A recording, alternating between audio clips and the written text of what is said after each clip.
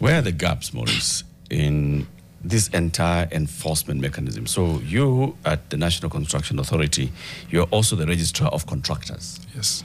Right? So every contractor who is at a site today has a license from you, or ought to have a license from you.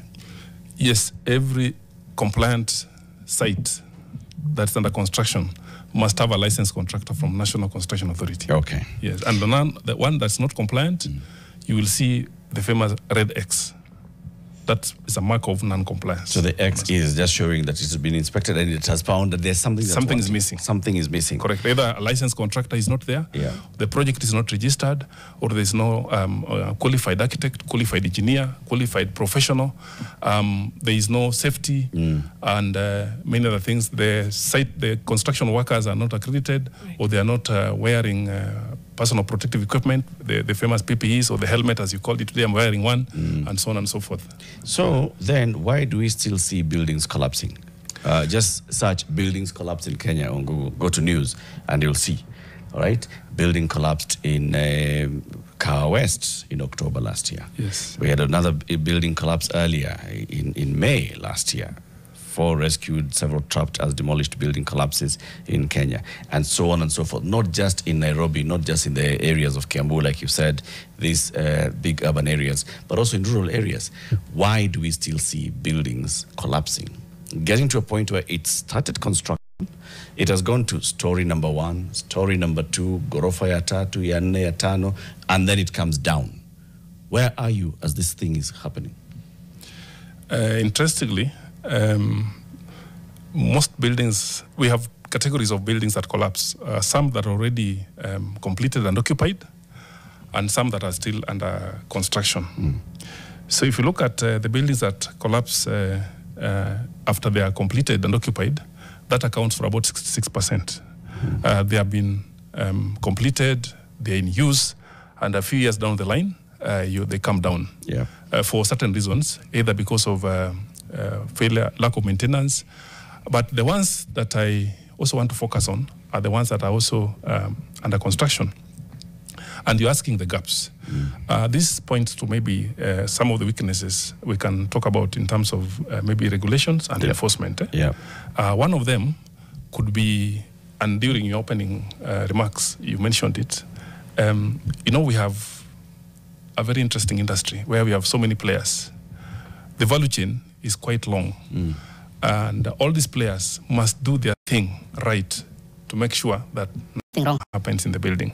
From the point of extracting the material, from the quarry, for the ones that get from the quarry, to the point of manufacturing it at the factory, and to the point of delivering it to site for construction. All that process requires what we call quality control, isn't it? So lack of that coordination will have an impact. So there is need to have what we call an updated legal framework around that issue. And if you ask me,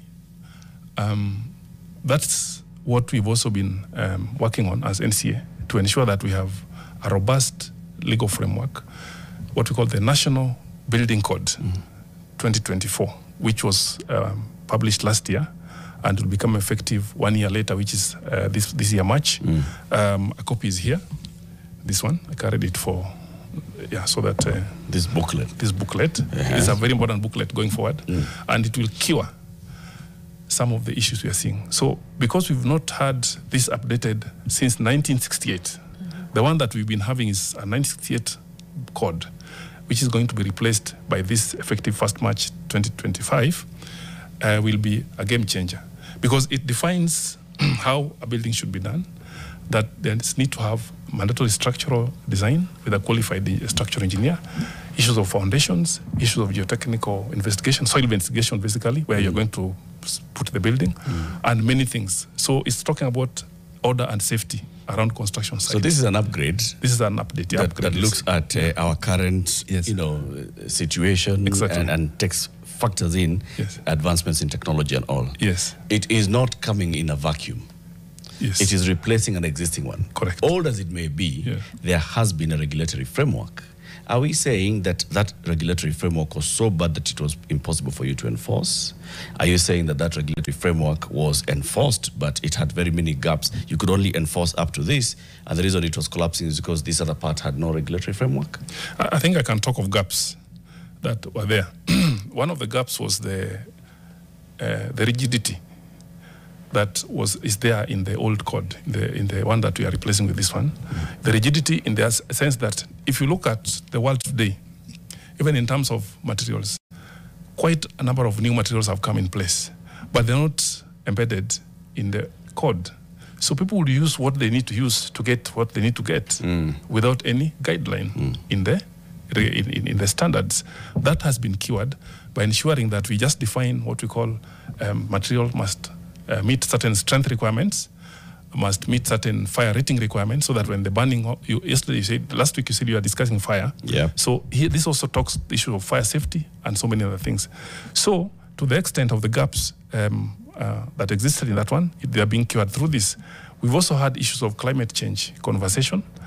This also talks about sustainable design, so that it meets issues of climate change and resilient designs. You know, one of the things that has existed before is designs that are not resilient. Resilience here means that it's a design that can withstand any natural calamity, like, for instance, earthquakes.